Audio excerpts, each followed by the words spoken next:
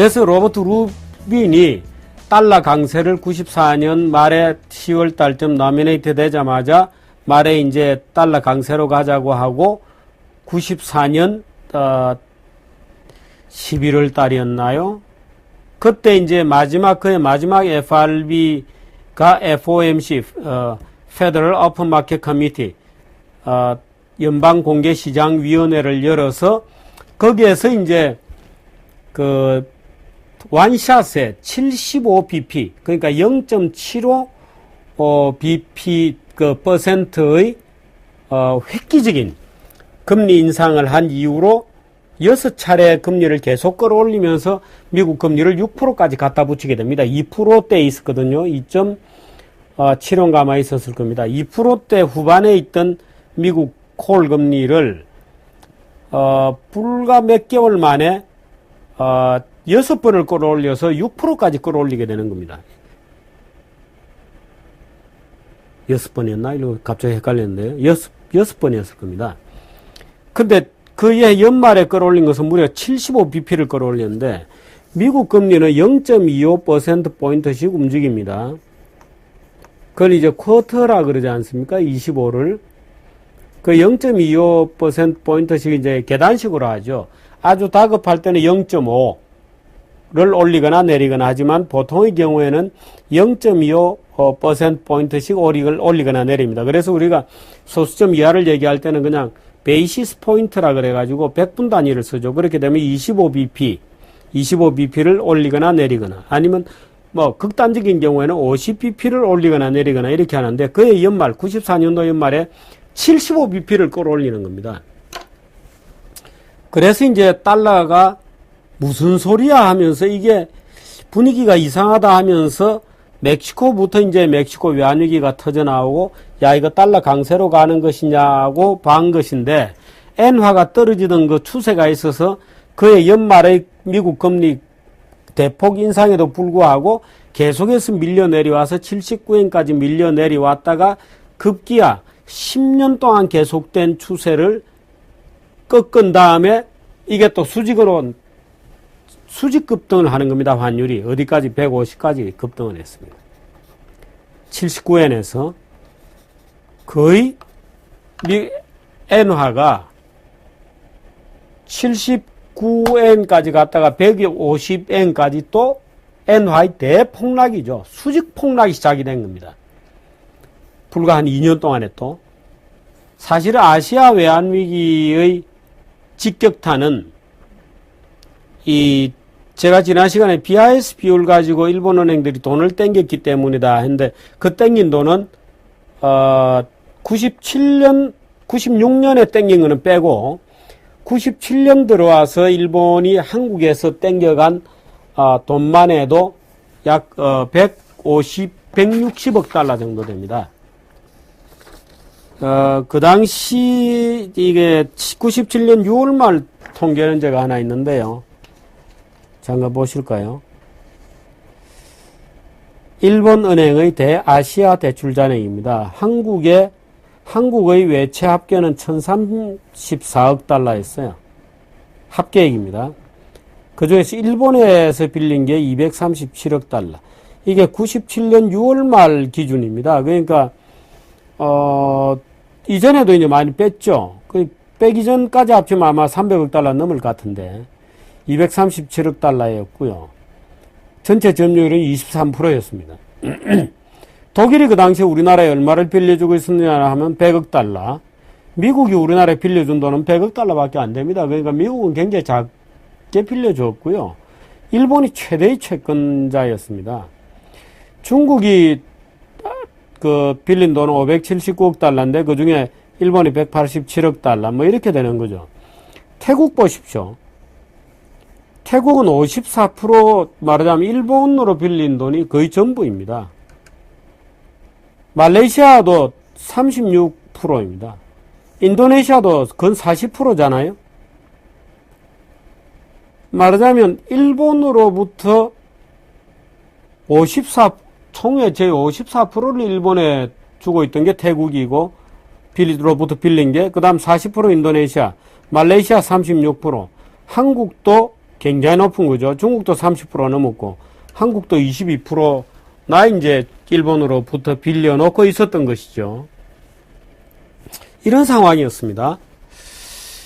근데 이제 이 루빈이 들어오면서 이제 그 서머스를 부장관으로 하고 루빈이 이제 장관으로 들어왔는데, 이 레리 서머스라고 하는 사람도 굉장히 재밌습니다. 레리 서머스라고 하는 부장관은 아주 뭐 거만하게 짝이 없는 사람입니다. 제가 지금은 이 서머스가 뭘라나요? 어느 대학 총장으로 가 있나요? 이 서머스는 자기 아버지도 경제학자고, 자기 삼촌이, 작은 아버지가 사무엘슨입니다. 경제학 원론선, 유명한 사무엘슨이 자기 삼촌이고, 그러고 이 노벨 경제학상을 탄 케네스 에로죠, 아마? 에로가 자기,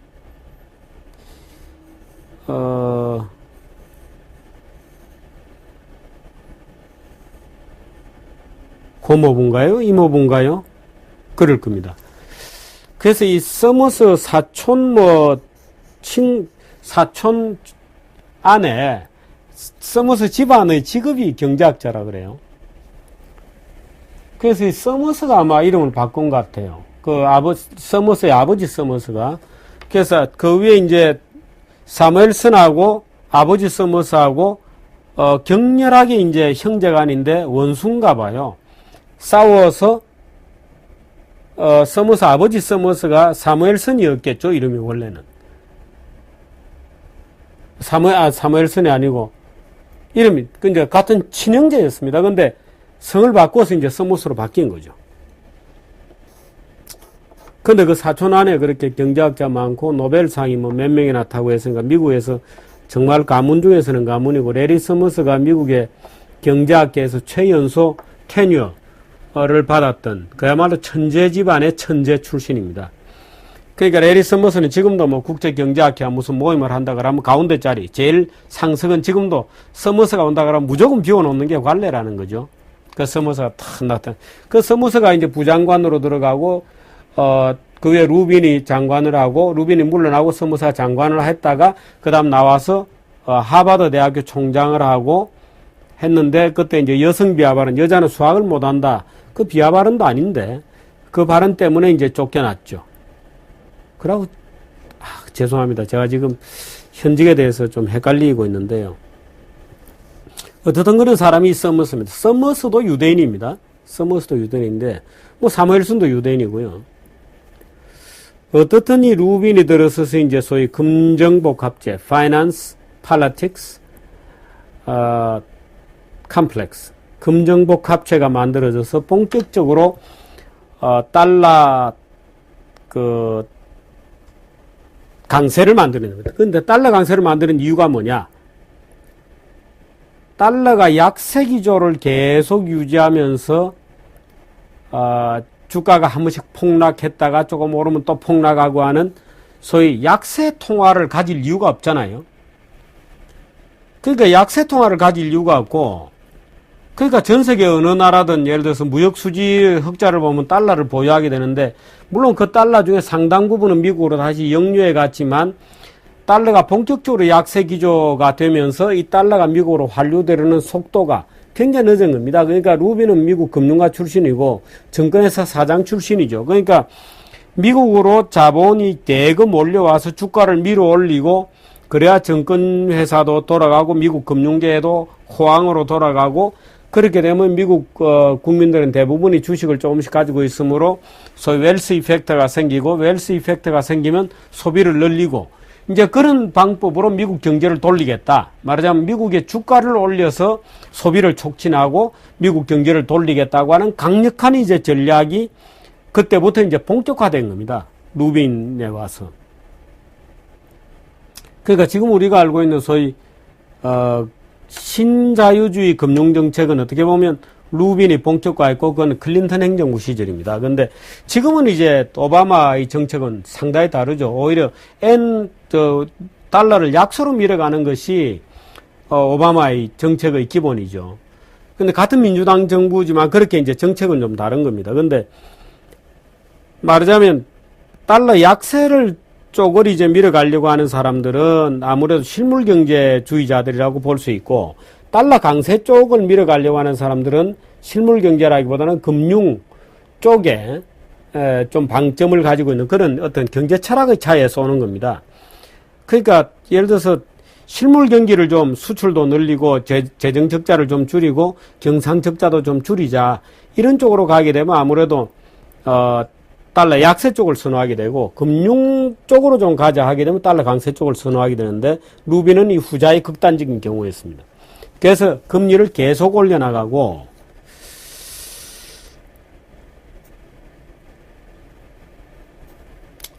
그 당시 미국의 프레드 버그스턴이라고, 우리나라에도 자주 오는 사람인데, 이 프레드 버그스턴이라는 사람은 80엔이 적정이다, 뭐 이렇게 떠들고 그랬죠. 100엔 때. 근데 결국에는 이제 미국 엔화가 계속해서 강세로 가면서 100엔을 밀고 내려와서 드디어 79엔을 찍고 올라가는데, 여러 가지 이유가 있습니다. 미국 경제가 그 달러 강세로 다시 돌아선 것은 뭐 루빈의 정책이 있고요. 금리 올렸고. 그 다음에 실물 경제도 조금씩 호전되고 있었습니다. 그러니까 94년도에 짧은 이제 이 경기 침체가 있었습니다만은 실업자가 줄어들고, 소위 우리가 지금 회고하는 소위 뉴 에코노미, 신경제라고 하는 것이 이제 조금씩 이제 성과를 보기 시작했고, 뭐 이제 그런 여러 가지 이제 조건들이 맞아지면서 미국 경제도 조금씩 회복되기 시작했다 하는 여러 가지가 있고, 말하자면 일본 경제가 90년도 들어서 이제 거품이 꺼지면서 볼커이 뭐 비아이스불 이런 얘기 들으면서 제가 얘기했습니다만은 경기가 좀 꺼지는 와중이었는데 5년 연초에, 참 일본이 안 될라 그러면 이것저것 다 안 되는 겁니다. 연초에 여러분들 기억하세요. 95년 1월 달에 일본에서 터진 대규모 지진 사태. 고베 대지진이라는 거 아마 여러분들이 기억하실 겁니다. 안 되려고 하니까 그런 그 사건까지 터진 겁니다. 그 고베 대지진 때 이제 일본 엔화에 베팅 잘못했던 이제 베어링 은행 같은 경우엔 닉 리슨이라고 하는 애가 이제 베어링 은행에 이제 선물 투자로 장부외 거래로 일본 엔화에 대규모로 베팅했다가 엔화와 주가지수 니케 225인가요? 그게 대규모로 베팅했다가 아주 박살이 났죠. 베어링 은행까지 날아가는 그런 초유의 사태가 생기고, 그 당시 국제금융계도 뭐 뒤숭숭하기가 이루 말할 수가 없었던 겁니다. 그래서 지진까지 터지고, 그러면서 이제 일본 엔화가 드디어는 79엔까지 79엔 75전까지 떨어졌다가 역사적인 바닥을 찍고 다시 이제 환율이 오르기 시작해서 147엔, 150엔까지 오르는 과정에서 이제 한국을 비롯한 아시아 국가들이 터져나갑니다. 어떻게 터져나갔냐? 왜 터졌냐? 일본이 엔화 약세로 돌면서 한국의 무역 수지가 다 터져나갔던 겁니다. 그러니까 원화가 이 일본 엔화가 약세로 돌고 원화가 엔화에 대해서 상대적 강세로 돌면서 10대1 균형이 깨졌던 거죠. 그러니까 한국은 계속 800원, 막 900원 이하 800원대 나오는데 일본 엔화가 80엔까지 떨어지면 순조롭게 오들리하게, 말하자면 같은 비율로 쭉 10대1 균형을 유지하면서 떨어져 주면 좋은데, 한국 원화는 그대로 있고 엔화가 다시 리바운드를 해서 말하자면 오더가 무너졌죠. 질서정연하게 오선지처럼 움직여야 되는데 그게 무너진 겁니다. 교차 현상이 나타나면서 엔화는 환율이 치고 올라가면서 그 갭만큼 한국이 무역 적자를 폭발적으로 보기 시작했습니다. 3년 동안에, 그동안에 뭐 물론 약간 누적도 있었습니다만은 한 600억 이상이 되는 걸로 제가 기억을 했습니다만은, 그렇게 이제 무역 적자가 터져나가고 그것을 이제 외국인 주식 투자 자금 이런 거로 메우는 불균형 상태가 나오다가 외국인 주식 투자 자금이 빠지면서 무너져 버린 겁니다. 그러니까 무역 수지에서 이미 600억 넘었나요? 그때 무역 적자가 뻥뻥 비어 있었기 때문에. 근데 이 무역 적자를 만들어낸 게 바로 엔야스입니다. 엔다가 95년도 역사적 고점을 찍고 엔화가 다시 환율이 급등하면서 한국의 쪽에 무역 수지 적자가 어마어마하게 터져나오고, 그 터져나온 그 구멍을 주식 투자 자금으로 메워놓고 있다가 주식 투자 자금까지 97년도에 빠져나가면서 무너지게 된 겁니다. 물론 일본 금융기관들이 돈을 뺀 것도 이유가 있고. 98년이 되었을 때 이 서머스가 이런 얘기를 했었어요. 서머스가. 그러니까 참 어떤 경우에도 함부로 얘기하면 안 되는데, 서머스가 이렇게 얘기했습니다. 이 로버트 루빈이나 서머스는 우리나라 올 때 이제 보디가드들을 데리고 오죠. 아주 좀 그만하기 짝이 없이 옵니다. 재수 없게 옵니다. 근데 서머스가 98년에 이렇게 얘기했어요. 전 세계를 초토화시켜 놓고 나서 했다는 얘기는, 지금 미국은 그 어느 역사상에 있었던 대제국보다 강하다. 로마보다도 강하다. 정치, 경제, 군사에서는 물론이고 심지어 스포츠에서조차도 미국은 세계 최강이다. 이렇게 들었습니다.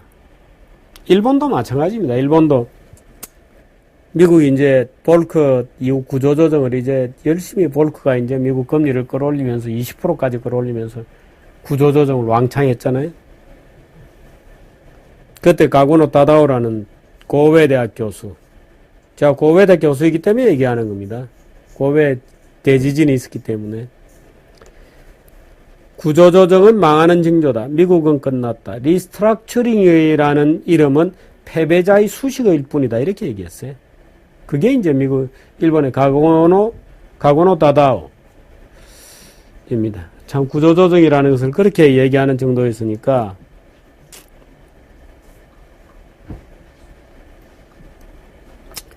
아까 제가 G3가 있었다 이렇게 얘기했는데 G3는 아니군요. 제가 지금 보니까. 처음에 G5가 만들어졌는데, G5가 만들어진 이유는 소위 그 닉슨의 달러 금태환 조치 이후에 달러를 어떻게 봐야 되느냐, 국제금융 질서를 어떻게 봐야 되느냐는 것을 논의하기 위해서 처음으로 만난 게 G5입니다.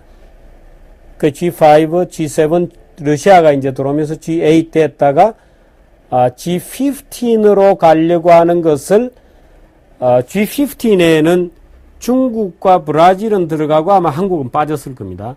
그것을 이제 이명박 정부 때 G15는 말이 되냐, 차라리 G20로 하자. 그 이제 몰아붙여서 G20로 가게 된 거죠. 그건 이명박의 공입니다. 이명박 정부의. 이 태평양 통화전쟁, 달러와 엔, 누빈의 등장, 이런 얘기를 일단 5편에서 말씀드립니다.